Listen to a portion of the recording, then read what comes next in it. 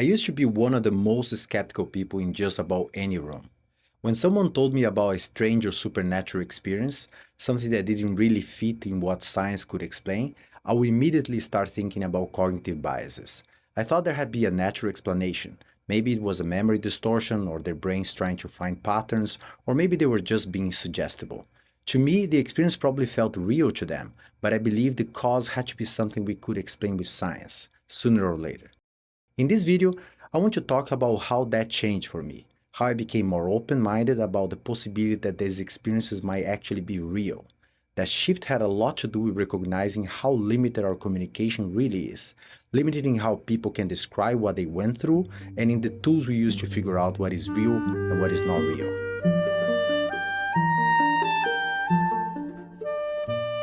A few years ago, I started to notice something kind of unsettling. The standard I had for believing something was true was so high that some kinds of truths never even had a chance. When I began having some experience with meditation, I immediately started talking about them with my friends. But as I talked to them, I could see the looks on their faces, curious but also skeptical. And it hit me. If I were in their shoes listening to myself talk, I probably would have reacted the same way, or even worse. And yet, I was having these experiences consistently, systematically. I also remember I had read descriptions of similar experiences before, and honestly, I used to assume they were some kind of mass delusion, or maybe just cognitive biases we hadn't pinned down yet. But now, after going through them myself, those descriptions started to feel surprisingly accurate, maybe a little more poetic than how I would put it, but still close enough. So I started to realize that the issue is that these experiences did not fit neatly into the kind of framework my friends and I were used to. They weren't the kinds of things we could easily measure or replicate, which made them hard to communicate, and even harder to believe. Let me explain what I mean. If you think about it, most of the things we agree on come from third-person kinds of experiences. I can point to something and you can check it for yourself. Sometimes we need tools to do that, like a microscope or a telescope, or enough understanding to follow the logic and evidence. But because we can compare our perspectives, we are able to build shared language about these experiences. That's what gives language economies of scale. When enough people can reliably use the same words to refer to the same kinds of things, it becomes easier to build on each other's knowledge, correct mistakes, and refine meaning over time. We can make our understanding sharper. If I say something you disagree with, we can reason through it together, and there's at least some hope that we will eventually converge on the same understanding. Suppose I give you a backpack and say, this thing is so heavy, and you lift it and say, really? It's not that bad. But then we weigh it and see it's exactly 20 pounds. That gives us a shared reference point. You see this dynamic all over science. Think of Galileo's telescope. Before that, people could only rely on what they saw with the naked eye. But once we had a tool that multiple people could use to observe the same thing, it created a shared platform for reality. Arguments could be settled, refined, or extended because the instrument was public. Others could look for themselves. And that's how we get precision, right? That's how the error correction system of science works, through falsifiability, replicability, and the ability to scale up a shared, precise understanding of things. But now imagine a very different scenario. Imagine a world where only one person had access to the telescope. No one else could look through it. They could describe what they saw, even draw pictures, but the rest of us would have no way to verify it. In that world, we would be entirely dependent on their report. We could listen, we could speculate, but we couldn't confirm.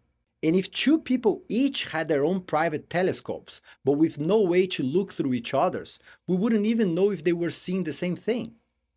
That's what first-person experiences are like. The mind becomes the telescope, but only one person can look through it. Now, some first-person experiences are common and consistent enough across people that we have built shared language for them. They do scale up.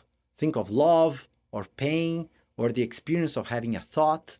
We can't measure them directly in a third-person way, but we all recognize them because we have all had these experiences, right? So we are comfortable assuming that others have similar experiences themselves.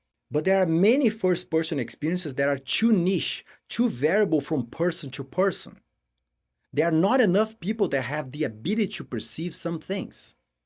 These are still real experiences, but they are hard to verify, hard to generalize, and hard to scale up. They are hard to talk about in a shared way. Sometimes the challenge is whether the listener has the experiential context to make sense of it. Imagine someone trying to describe a spiritual experience to someone who has never had one. Even if the description is careful and sincere, it might still sound vague or abstract to someone with no comparable frame of reference. Take the phrase, I experienced the absence of self. If you have never encountered anything like a non-dual state, that can sound almost meaningless. But for someone who has, the same words might feel surprisingly precise. Or think of a person in deep grief who says, it's not sadness, it's like the world has shifted. At first, that might seem poetic or overly metaphorical, but then, when grief hits us, we might suddenly realize that is exactly it. You can also see this with people describing psychedelics experiences, for instance. Someone might report a feeling of total unity with reality. Without any first-hand context, that can sound like nonsense or vague mysticism. But for those who have had similar experiences, that same description can feel like a direct and accurate account of the experience. Unfortunately, this communication problem happens even among people who had similar experiences. Imagine that you and I have exactly the same spiritual experience, but we describe it differently. The problem is that we are not sure that the experience was exactly the same, right? After all, the language was different. There was always a chance that the differences in our descriptions reflect a genuinely different experience. And if I try to translate your experience in my language, you may not like it. If you try to translate my experience in your own language, I may not like it either. The moment we try to project one experience onto another, we might flatten the nuance or miss the part that actually mattered the most to us. And what happens if I am imprecise in how I describe my experience? There is very little you can do to tell me that my description is inaccurate. You cannot say, look, you're wrong, here's why, because you haven't had that experience exactly, or at least I'm sure you cannot know that for certain. So I won't trust your judgment, right? If I say, you don't understand, my experience is not at all like the one you describe it, you can't really argue with me.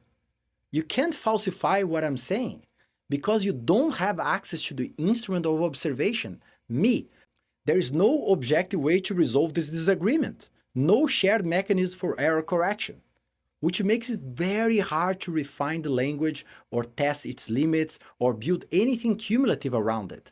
This is clearly an epistemic blind spot, something true that does not scale well across minds. And when language cannot scale, we lose the ability to catalog patterns, to stand on the shoulders of giants, to bring nuance and precision into the conversation.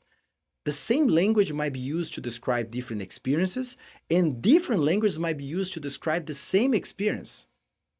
It becomes the opposite of precision. It becomes confusion. And it is really hard to build science around that. But the thing is, that does not make all these experiences any less real. It is possible that all these first-person experiences are actually true, and that the real problem is our inability to scale the language needed to describe them with enough precision. We may simply lack the conceptual tools to capture what actually happened. I think that is why people often turn to poetic or metaphorical language when trying to describe these kinds of first-person experiences. Poetic language allows for ambiguity, for a kind of flexible meaning that can resonate differently with different people. That ambiguity is actually what helps these descriptions gain reach, so we can scale up the meaning of different first-person experiences. Enough people feel that the description captures the gist of their experience, even if the details vary. If you think about it, this kind of ambiguity is one of the most helpful things about art. It helps certain ideas and experiences reach more people, even when those experiences can't be clearly defined or measured. Think of two people listening to the same piece of music. One might feel joy, the other grief. They are hearing the same notes, but what's happening inside them is completely different. And yet both feel like the music speaks to them. Art is so effective at communicating the kinds of things that are hard to put into exact terms. But the challenge with this kind of ambiguity is that it doesn't sit well with people who are trained to look for precision. When someone who's used to clear definitions and measurable claims hears a poetic description, their first instinct is to probe it, to analyze it, to try to pin it down. They want to understand it in the only way they know how, through clarity, replication, and structure. And when that doesn't work, they fall back on skepticism. Not because they are trying to dismiss the experience, but because the tools they are used to simply don't apply. And when those tools stop working, skepticism is the only tool they have left. The alternative to skepticism is too chaotic for them. At the same time, the opposite problem also exists. Some people accept these experiences too quickly, taking them at face value as if they perfectly capture what happened. In my experience, some of these people are just gullible. They have a soft notion of what is true and what is not true. They pay little attention to how memory, interpretation, or language might be shaping the description of the experience.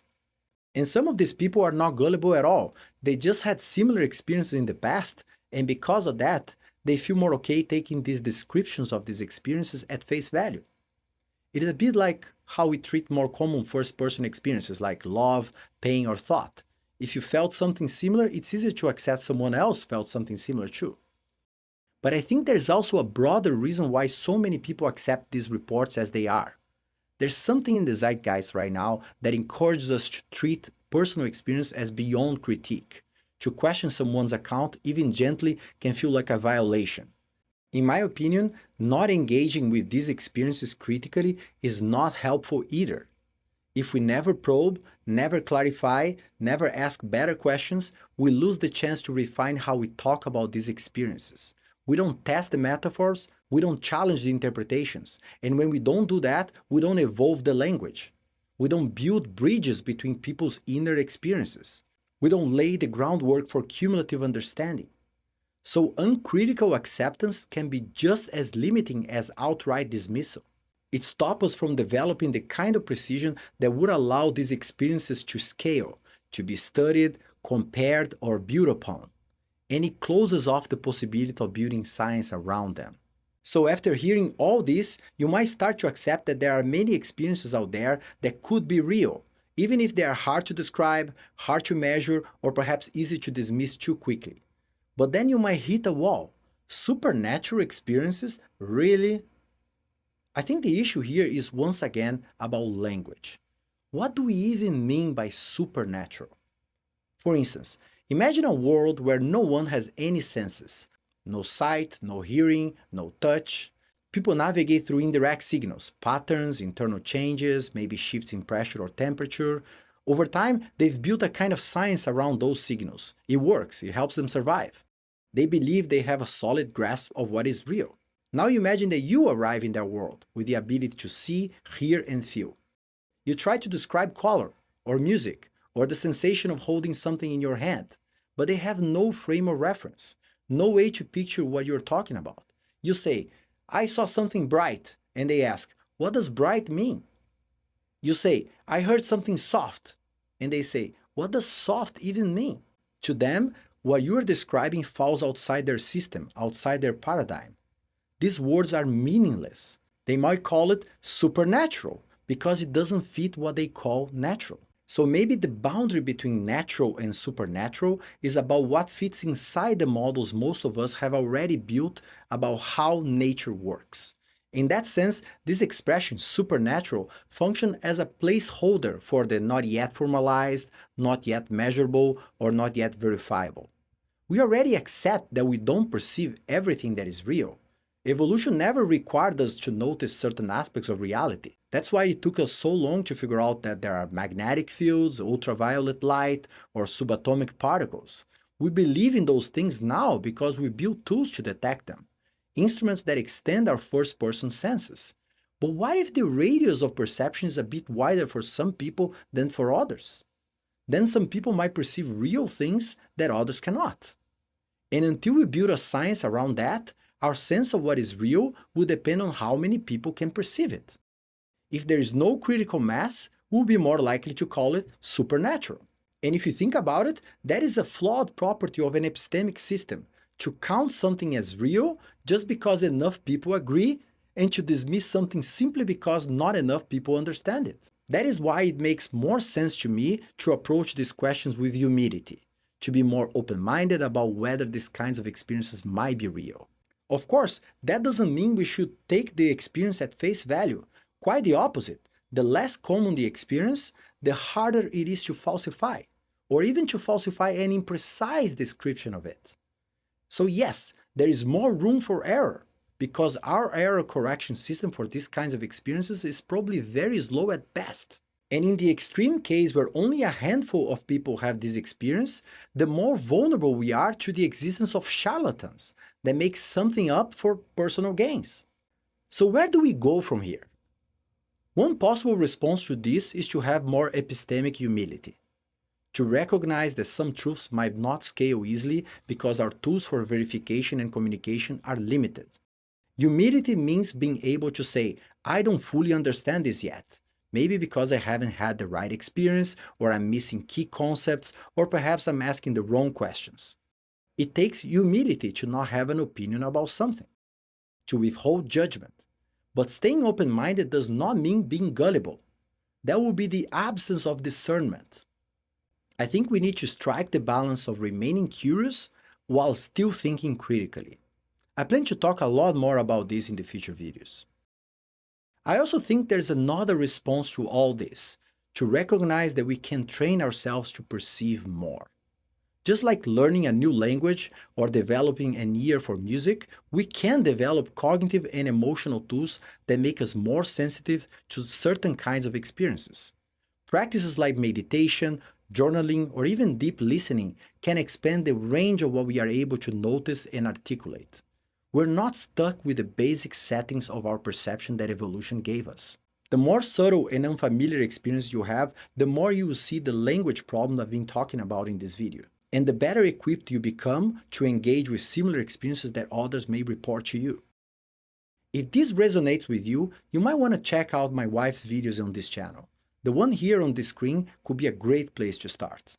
And finally, we also need to explore how to scale up plurality, how to make space for different kinds of truths and different ways of knowing, without forcing them all into a single rigid framework. That is a deeper challenge. It's about rethinking how we share meaning across people, across perspectives, and across types of experiences. I hope to explore more about that in the future videos. Let me know in the comments if there's a specific topic you want me to discuss.